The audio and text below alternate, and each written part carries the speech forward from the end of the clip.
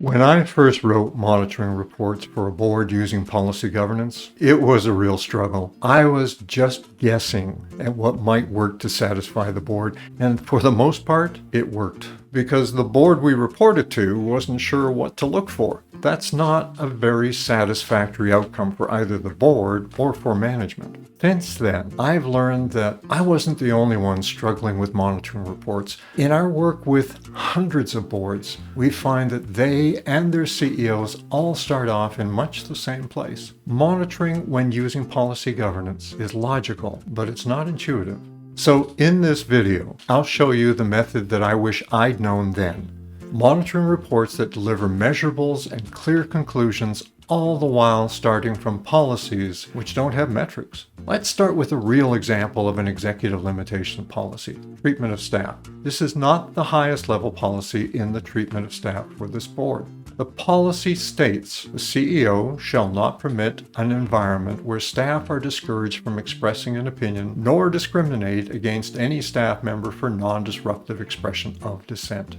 The CEO provided an interpretation like this. The CEO shall support open, honest dialogue with the staff team and with individuals. Staff shall not be judged negatively for having a difference of opinion.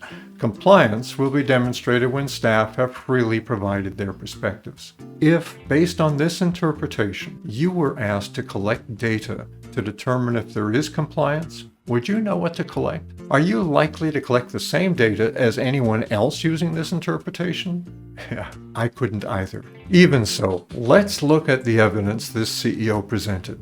Staff have openly expressed their views, whether at staff meetings or when speaking with their supervisors or the CEO.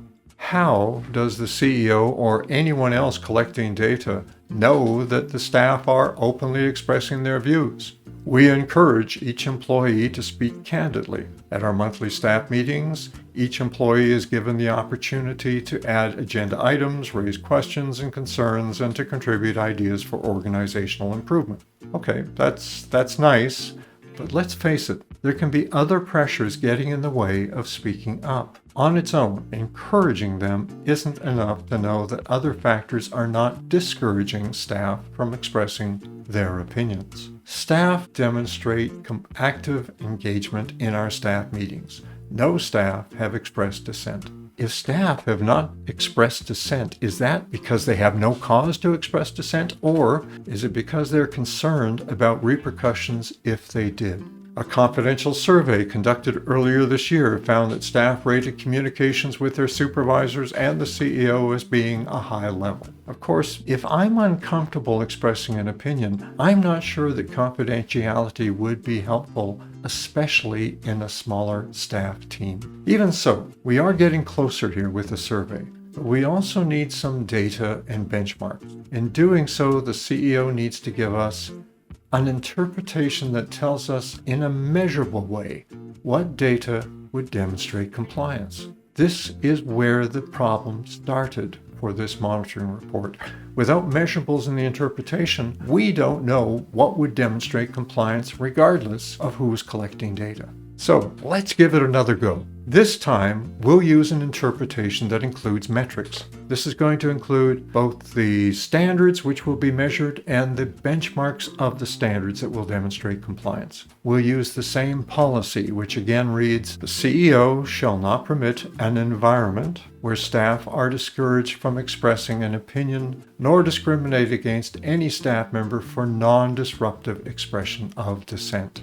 Our new interpretation reads, compliance will be demonstrated when, in an anonymous survey, 95% of staff agree or strongly agree that A, they are not aware of anyone in the workplace being discouraged from expressing an opinion, and B, they are confident that if they express dissent in a manner which was respectful, not made public, and in which they did not refuse to work or cause others not to work unless there were unacceptable hazards, there would be no discrimination such as firings, demotions, being held back from deserved advancements, disciplinary proceedings, assignment to less desirable jobs or hours.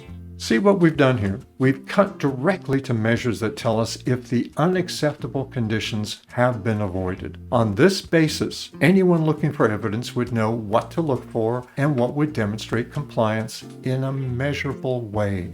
At this stage, the board might be wondering what makes these results reasonable? Why measure these items and why 95%? Enter the second part of the interpretation, the CEO's rationale, which justifies the first part of the interpretation. 95% is reasonable because a small proportion of staff may be disgruntled for reasons other than the work environment. In other words, agreement from 100% of staff in an anonymous survey might not occur even if everything was copacetic.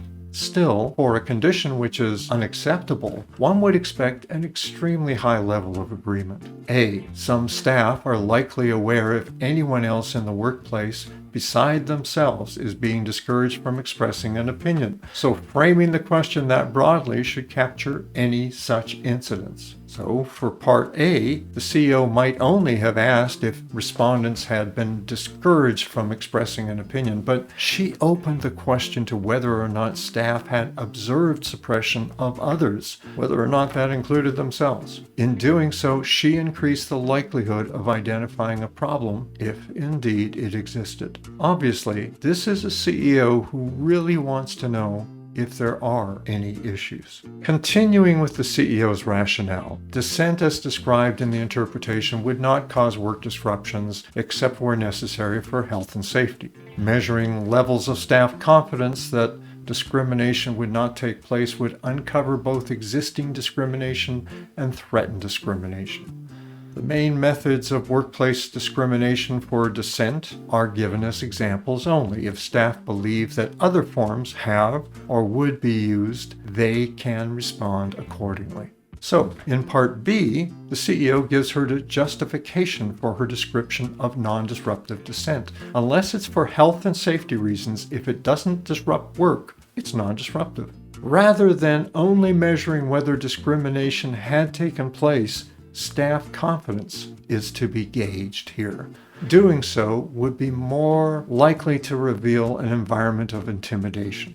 Remember, the policy spoke to the environment. With this interpretation, collecting and reporting data is straightforward. In an anonymous survey of staff conducted between January 13 and 27, 21 of 23 staff responded.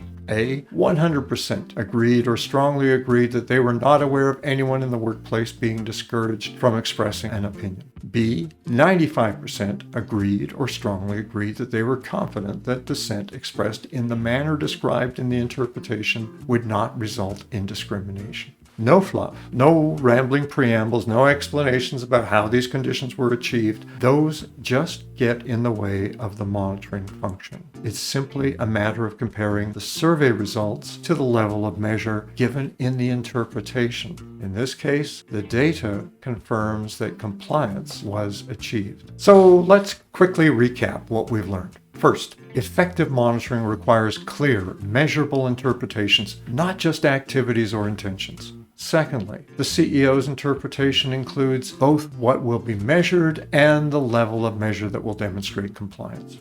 Thirdly, both what will be measured and the level of measure that will demonstrate compliance need to be justified in the interpretation. Fourth, the anonymous surveys with specific questions and benchmarks can transform subjective policies into objective data. And our fifth learning, anonymity on its own might not be enough.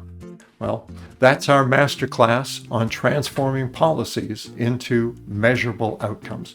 Remember, without proper monitoring, even the best policies become mere suggestions. The approach we've demonstrated today doesn't just prove compliance. It builds trust between your board and the CEO while strengthening your entire governance system. This has been the first in our masterclass series where we tackle the three core governance responsibilities: policy development, monitoring, and ownership linkage.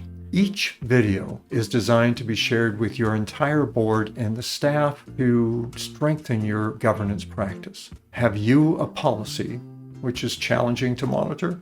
If you'd like us to review your monitoring report in one of our future masterclasses, send your request to masterclass@governancecoach.com. Or perhaps you have a policy you think could be improved, or you have a need for a policy but you're not sure how to frame it. We'd love to explore the possibilities in one of our masterclasses. Again, send us a note. Oh, and don't worry, we'll keep you and your organization's identity confidential unless you request otherwise. And join us next time for the Governance Coach Masterclass, where we turn sound governance theory into practical results.